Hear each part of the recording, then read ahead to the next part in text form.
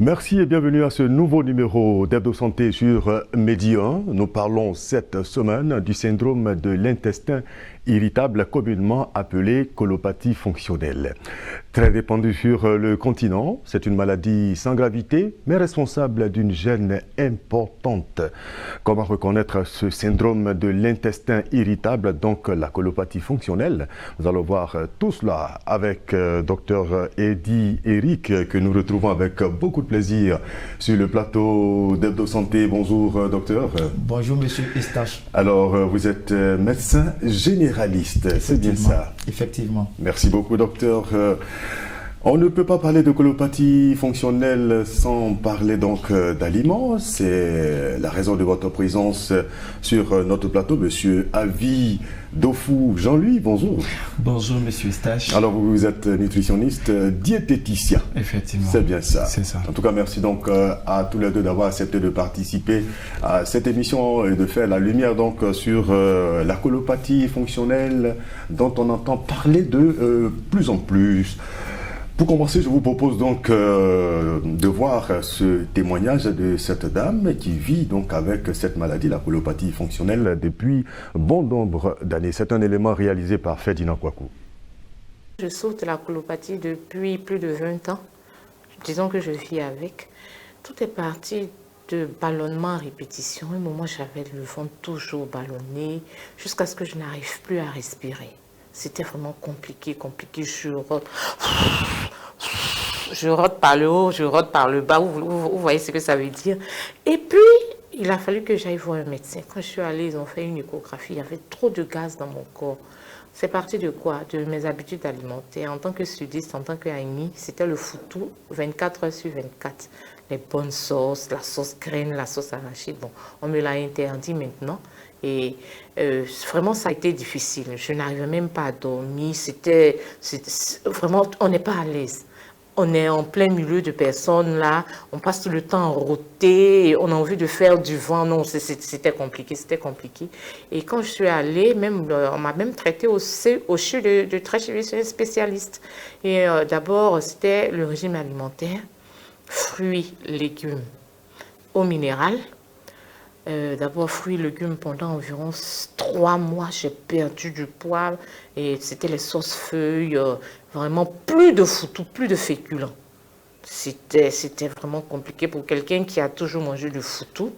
Donc après le régime, on a commencé à reprendre petit à petit l'alimentation, mais après 18 heures, je ne dois plus manger. Je ne dois pas boire de boissons gazeuses. Vraiment, c'est la discipline alimentaire.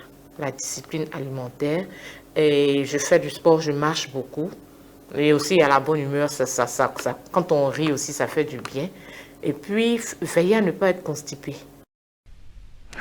Alors monsieur, dans ce témoignage que nous venons de voir, la dame nous dit que tout a commencé par des ballonnements.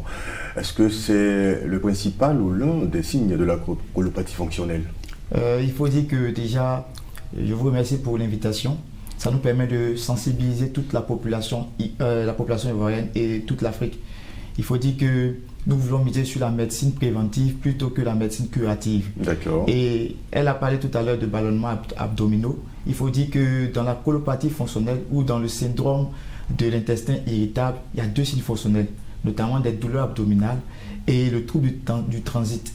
Les douleurs abdominales peuvent survenir sous forme de gêne.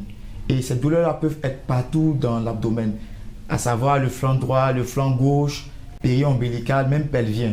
Ce sont des douleurs qui sont gênantes pour le patient. Et après cela, il y a, comme je l'ai dit, le trouble du transit. Bien sûr, il y aura d'autres signes qui vont accompagner, notamment, comme elle a dit, le ballonnement abdominal, il y a aussi les flatulences. Mais il faut noter que les douleurs abdominales... Les flatulences, on va être très simple pour permettre à tout le monde de comprendre. Quand on parle de flatulence, c'est le fait de mettre des gaz par l'anus. Ah d'accord. On fait des paix, voilà, c'est un peu ça. Ce sont les flatulences. Donc il faut dire que quand on a des douleurs abdominales, le fait de mettre des gaz soulage cette douleur. Donc elle parlait tout à l'heure de gaz. Vous savez, le gaz est dans les intestins et il cherche à sortir. Et c'est ce qui provoque le ballonnement? Oui, c'est ça qui provoque le ballonnement abdominal. Donc voilà, il y a plusieurs signes. Mais les deux principaux signes du syndrome de l'intestin irritable, c'est la douleur et les troubles du transit à type de constipation ou de diarrhée. Alors, à partir de quel moment, je vais dire, on va poser le diagnostic pour déterminer que c'est une colopathie fonctionnelle, disons l'intestin irritable? Il faut noter que le plus souvent dans notre contexte, lors des consultations, la colopathie, le diagnostic est posé de manière, je voudrais dire, les symptômes découvertes, c'est souvent la personne vient avec des douleurs abdominales. Comme j'ai dit, c'est l'un des signes fonctionnels. J'ai des douleurs abdominales qui sont gênantes, qui me fatiguent, qui font que je n'arrive pas à travailler comme je dois. Et le médecin va mener l'interrogatoire. Il va bien sûr examiner le patient et se rendre compte que certainement il y a du gaz dans l'intestin, etc. Et bien sûr, en menant l'interrogatoire, on verra les habitudes alimentaires, on verra beaucoup de choses qui nous conforteront moins dans notre diagnostic de colopathie fonctionnelle. D'accord. Alors, il vient donc de toucher un sujet qui vous concerne, Monsieur Avi. Il a parlé donc de l'alimentation. Est-ce que l'alimentation est une cause de l'intestin irritable, donc la colopathie fonctionnelle? Bien sûr, Monsieur Eustache, l'alimentation, c'est une cause dans le cas de syndrome de l'intestin irritable. Quand on mange mal? Oui, les mauvaises habitudes alimentaires. Déjà, le fait, par exemple, de manger tard, de manger lourd, et déjà, vous ne donnez pas le temps à l'estomac, pour dire l'intestin, de pouvoir travailler les aliments. Alors, qui dit manger, dit production d'énergie et aussi production de toxines, de déchets. Alors, mais lorsque vous regardez une répétition de cette mauvaise habitude-là, les déchets qui se stockent, et après, ces déchets-là, ça crée des inflammations au niveau, par exemple, de l'estomac ou au niveau de l'intestin, mais tout à coup, ces maladies vont forcément naître. D'accord. Donc, l'alimentation, il y a pour quelque chose. Effectivement. Au-delà de l'alimentation, docteur Eddy?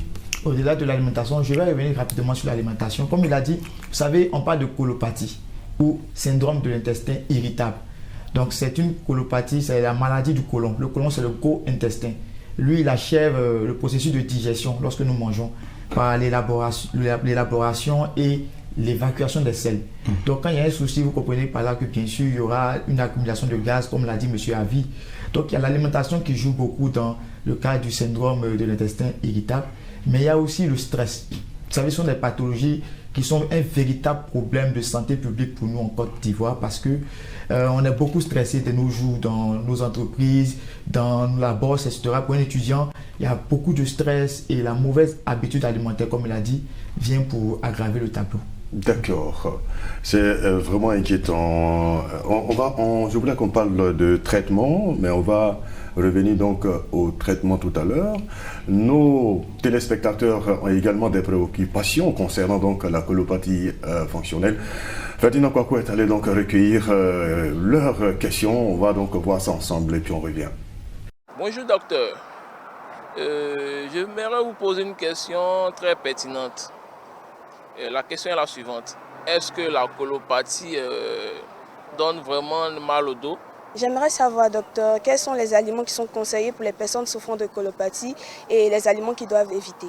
Bonjour docteur, j'aimerais savoir pour quelqu'un qui souffre de la colopathie, quel sport est bon pour cette personne-là? Bonjour docteur, est-ce que les personnes souffrant de colopathie fonctionnelle, est-ce qu'il est conseillé pour eux de se soigner avec les plantes naturelles? Bonjour docteur, moi c'est l'étudiant Dorogati Philippe. J'aimerais savoir, est-ce qu'une colopathie fonctionnelle est-elle grave? Et si oui, comment il faut s'en débarrasser? Alors voici donc les préoccupations de nos téléspectateurs. On va vous laisser la parole. On commence par vous, monsieur Avi. D'accord. Donc, déjà, j'ai une question qui parlait un peu de les aliments qu'il faut éviter ou les aliments qu'il faut privilégier en temps de colopathie. Mais je dirais que l'alimentation du patient colopathe ne sera pas la même alimentation qu'une personne normale. Bien entendu, cette personne a une pathologie et son alimentation sera liée à sa pathologie dans le but de produire un confort intestinal. OK? Donc, déjà, déjà, il faut mettre l'accent sur les principes de base de l'alimentation. Déjà, il faut regarder les différents groupes d'aliments, c'est-à-dire par exemple les eaux et boissons.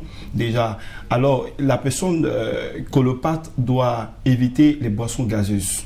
Des aliments qui irritent constamment l'intestin, doit éviter par exemple les boissons gazeuses, doit plutôt privilégier les eaux plates. Ou de l'eau pure, de l'eau minérale si la personne a les moyens par exemple de souffrir. La personne doit éviter par exemple les thés et les cafés forts. Parce que quand c'est trop fort, déjà, ça irrite automatiquement l'intestin. Il faut faire juste un petit café léger. Si vous voulez prendre du café ou du thé, ce serait important.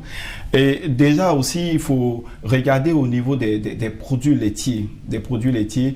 Et je pense qu'il faut vraiment limiter la consommation, par exemple, du lait pour des personnes, par exemple, qui font des intolérances au lactose. Déjà, il faut limiter et il faut plutôt se pencher, par exemple, sur le lait demi-écrémé ou par exemple du yaourt. Pourquoi? Parce que ça contient ce qu'on appelle les probiotiques, les bonnes bactéries déjà qui vont faire du bien au microflore intestinal, c'est-à-dire cette population bactérienne qui colonise notre tube digestif. Et là aussi, on peut aussi mettre l'accent aussi sur les féculents. Bien entendu, la personne colopathe doit manger. Les féculents nous apportent beaucoup d'énergie déjà, mais je voudrais faire une petite précision. Il y a des aliments qui sont riches en fibres insolubles et ce sont ces fibres insolubles là qui créent des ballonnements, des gaz, des douleurs. Fibres insolubles, expliquez-nous en termes simples. Des fibres insolubles, généralement ce sont des fibres que l'organisme ne peut pas digérer. Ouais, il ne peut pas digérer, il faut vraiment, ça c'est au niveau des animaux qui ont la capacité de digérer, mais chez les hommes, il ne peut pas digérer. Donc du coup, lorsque ces fibres descendent tout le long du tube digestif, ils vont se remplir d'eau, après ils vont se fermenter, et du coup, ça va créer plus tard des ballonnements. Exemple d'aliments qui contiennent des fibres solides? Il y a par exemple les pains complets.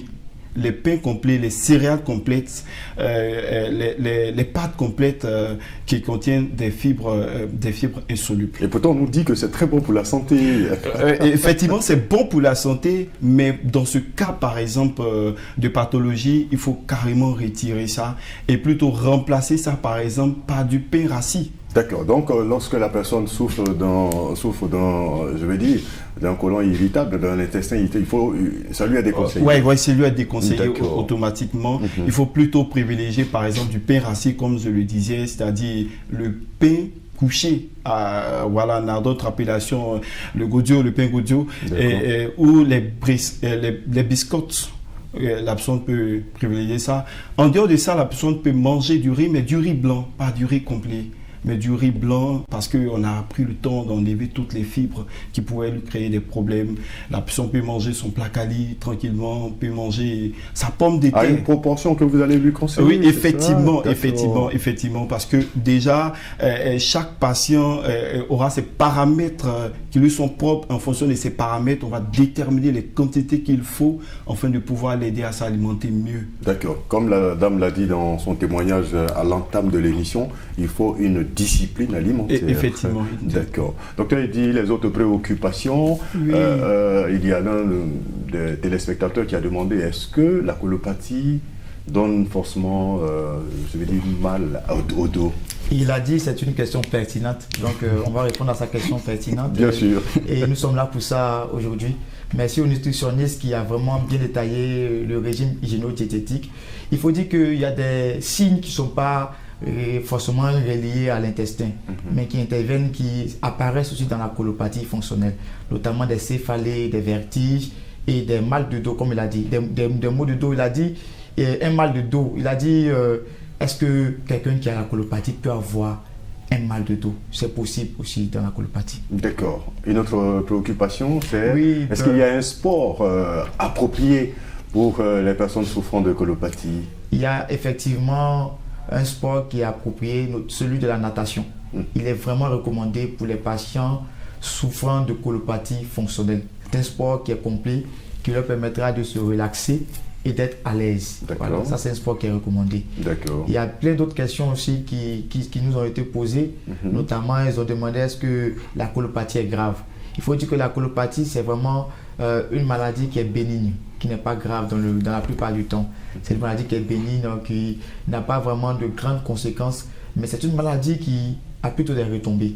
C'est-à-dire que c'est un problème de santé publique. Donc, des retombées, des conséquences ou oui, des retombées? Des conséquences, c'est que celui qui a la colopathie peut s'absenter régulièrement parce que ce sont des douleurs qui sont très fortes. Et le fait de sa santé au travail, c'est un problème de santé publique. Donc, ce n'est pas une maladie qui est grave, mais qui est vraiment gênante pour le patient. Dont on peut se débarrasser? Le traitement, il faut dire que le traitement, c'est un traitement symptomatique qui nous permet de pouvoir améliorer le confort du patient. C'est-à-dire que, vu qu'il y a des douleurs importantes, il y a des ballonnements abdominaux, ça sera des médicaments pour pouvoir aspirer tout ce gaz qu'il y a dans l'intestin. Ça sera des médicaments pour calmer des douleurs. Si le patient a des constipations, ça sera des laxatifs pour pouvoir lui permettre de pouvoir évacuer. S'il a la diarrhée, ça sera des antidiarrhéiques, etc. Donc il y a toute une panoplie de médicaments pour améliorer le confort du patient. Bon, vous avez parlé d'amélioration. Mais est-ce qu'on peut guérir totalement de la colopathie fonctionnelle? Jusqu'à preuve du contraire, pour l'instant, il n'y a pas de traitement curatif pour la colopathie fonctionnelle. Comme l'a dit le nutritionniste, si on suit bien le traitement, si on suit bien les conseils des mesures génodiététiques, le patient peut être à l'aise pendant des années sur des années. D'accord. Alors, donc, M. Avi, effectivement, quand on suit un régime prescrit par un nutritionniste, diététicien comme vous, on peut réduire l'impact de la colopathie fonctionnelle. Oui, c'est très possible. C'est très possible. Et il y a des patients qui ont fait des retours. J'ai commencé à suivre le régime et j'ai constaté que ils ne sont plus des gaz, ils ne sont plus des ballonnements. Ça veut dire que le régime a un impact sur cette maladie-là. Voilà. D'accord. Alors, les traitements naturels, est-ce que c'est conseillé dans le cas de la colopathie fonctionnelle? Là, on pose la question aux nutritionnistes. Bon, le traitement naturel, je pense peut-être à la médecine traditionnelle, je ne sais pas trop, mais je pense que des gens essaient quand même de se faire des types de régimes, parce que c'est chacun qui vit sa colopathie. Ouais, vous pouvez avoir deux patients colopathes, mais qui n'auront pas forcément le même régime alimentaire. L'autre peut dire la banane me constipe, je fais des gaz avec la banane. L'autre peut dire ça passe. Donc les gens peuvent se construire des choses tout naturellement, mais ça ne passe pas toujours. Non, ma question, en fait, ce que je veux savoir, est-ce que c'est conseillé, par exemple, pour quelqu'un qui souffre de la colopathie, de faire des tisanes? Est-ce que c'est conseillé? Bon, comme souvent on appelle les recettes de grand-mère. Oh. Je pense que les gens se basent sur des expériences qu'ils ont vécues, mais ce n'est pas toujours vérifié. Mieux vaut voir un spécialiste pour vous aider à la matière. D'accord, donc allez voir le médecin. Oui, le médecin qui pourra éventuellement, après avoir posé le diagnostic, vous orienter vers un nutritionniste pour vous suivre avec un régime adapté. Effectivement. C'est ça qu'il faut faire. C'est-à-dire qu'il ne faut pas tout de suite te diagnostiquer toi-même colopathe parce que le médecin a évoqué plusieurs signes de je suis colopathe, mais il faut avoir un bon diagnostic du médecin. Et quand c'est vraiment clair par des analyses poussées, peut-être une coloscopie, je ne sais pas trop, et puis maintenant orienté sur le côté alimentaire. Et je pense que le patient, s'il suit bien son régime, c'est possible qu'avec cette approche, il puisse avoir un confort intestinal, un bon confort. D'accord. Et partout dans les centres de santé, on peut facilement diagnostiquer quelqu'un, savoir si la personne... Oui, c'est ce qui est recommandé. On ne peut pas rester à la maison et dire j'ai la colopathie. Parce que le médecin sera amené à vous poser des questions, à vous examiner et bien sûr à vous conduire vers un nutritionniste. Cela est nécessaire. Comme il a dit, il y a tellement de très bonnes choses pour le colopathe. De nos jours, la colopathie, on vit avec la colopathie sans souci. On vit bien. Et comme il a dit, il y a beaucoup de patients qui nous font de très bons retours, qui nous disent que j'ai pris des médicaments, il n'y a pas de souci, je me sens très bien. J'ai plus de gaz, je suis à l'aise, j'ai plus de douleurs, je vais au travail convenablement, sans souci. Donc c'est possible. D'accord. Alors, est-ce que tout le monde peut développer une colopathie fonctionnelle? Bien sûr. À tous les âges? Oui, à tous les âges, mais il faut dire que c'est plus la fréquence d'apparition de la colopathie, c'est plus dans la tranche d'âge de 30 à 40 ans. Ce sont les patients qui nous viennent le plus souvent, qui ont entre 30 et 40 ans, que nous recevons et qui ont la colopathie.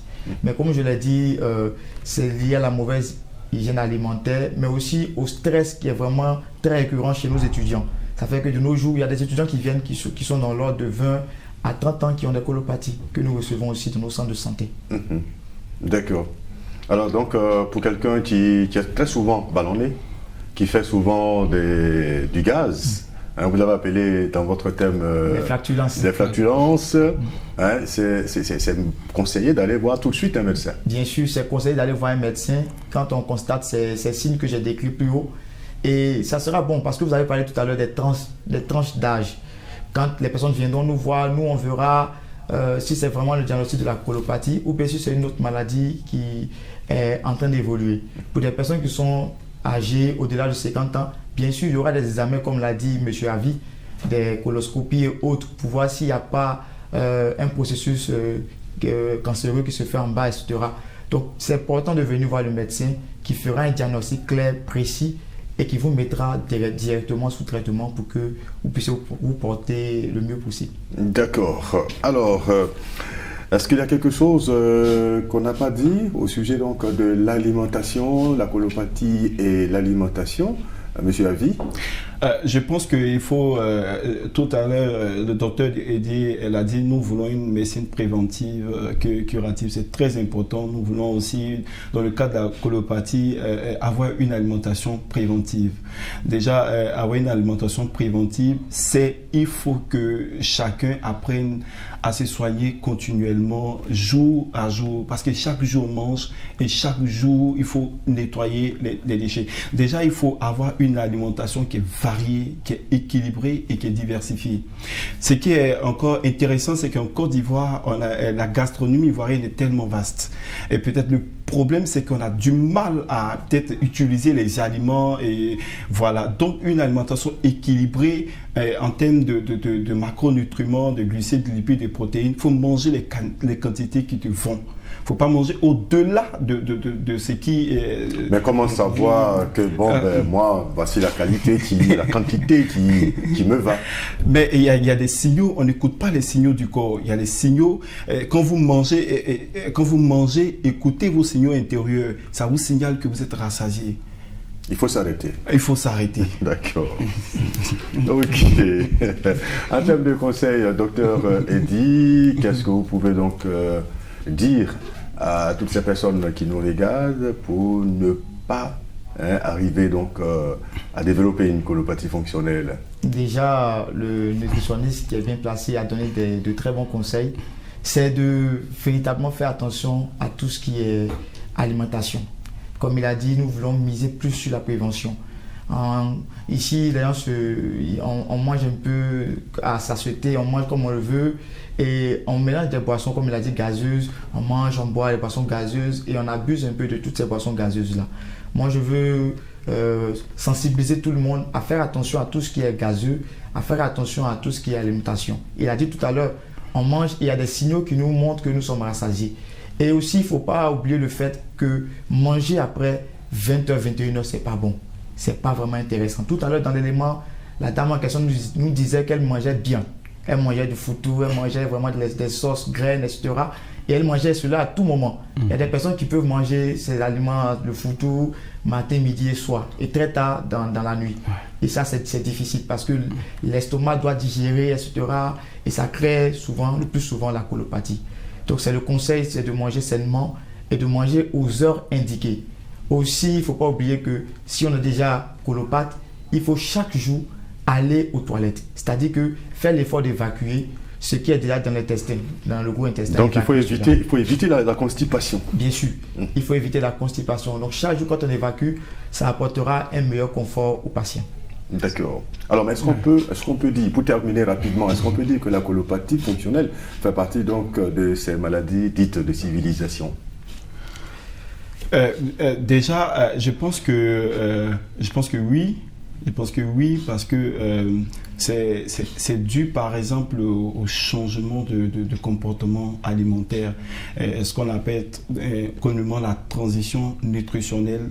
On abandonne nos pratiques avant pour s'adonner par exemple à certains aliments, des aliments plus riches par exemple en sucre et tout ça. Donc je pense que ça joue effectivement un rôle. On mange rarement des fibres, je vais dire des fruits et légumes dans lesquels ce sont les éléments qui nettoient le côlon et l'intestin, mais rarement on n'a pas cette envie-là. On est plutôt porté vers par exemple les fritures, déjà les aliments hyper gras. De plus en plus, vraiment. Ça fatigue l'estomac. D'accord. En tout cas, on en sait un peu plus et on espère donc avoir apporté notre contribution à améliorer donc la santé des populations à travers ces conseils simples concernant donc la colopathie fonctionnelle. Merci à vous, monsieur Avi Dofou Jean-Luc. Je rappelle que vous êtes nutritionniste, diététicien. Merci beaucoup, monsieur Estage, pour l'invitation. Encore merci à vous, docteur Eddy Eric. Vous êtes médecin. Merci en tout cas pour l'honneur que vous nous faites de revenir chaque fois sur notre plateau. Merci. Pour le bonheur donc de nos téléspectateurs. C'est la fin de ce numéro d'Hebdo Santé. Merci à l'équipe de réalisation et à vous. Prenez soin de vous et à très bientôt pour un autre numéro toujours sur Média.